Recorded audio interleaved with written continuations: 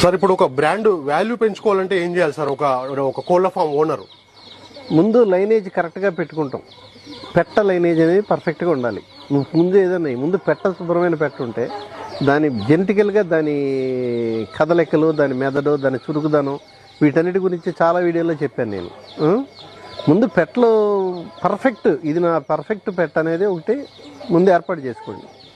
అక్కడి నుంచి దొడ్డి నిలబడద్దు. అదే ఈ కోళ్ళు పుట్టిన జీవం ఉన్నంతకాలం, ఇవన్నీ ఉన్నంతకాలం ఈ రోగాలు, రొప్పులు, వైరస్లు ఎప్పుడు ప్రతి సంవత్సరం ఉండేవి. అందరికీ పోతా ఉంటాయి, ఉంటాయి. లేకపోతే కోడి జీవరాశి ఎప్పుడూ నాశనం అయిపోయేది. ఇంతకాలం ఇండస్ట్రీ ఎట్లా ఉందంటే కోడికి పోతాయి కానీ బతుకుతుంది. నువ్వు 100 పిల్లలు చేస్తే 90 పోయినాయి, 10 ఉంటాయిగా. నీ దగ్గర బ్రీడ్ ఎక్కడికి పోదు. కాకపోతే నువ్వు ఎంత క్వాలిటీ జీవించావు అనేది ఇంపార్టెంట్. నువ్వు వాటికి ఇచ్చే ఫెసిలిటీస్ మీద డబ్బులు ఇన్వెస్ట్ చేయి. మంచి కోడి కొనే దగ్గర ఇన్వెస్ట్ చేయి. అది నీ ఫెయిల్యూర్ అవుద్ది. ఏది నువ్వు కోడి ప్రొడక్షన్ సరిగ్గా తీసుకురాలేకపోతే నీ ఫెయిల్యూర్.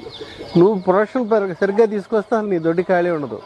ఏ మూల నుంచైనా వస్తారు నీ దగ్గరికి కోడి కొనుక్కుంటాయి. సార్ ఇప్పుడు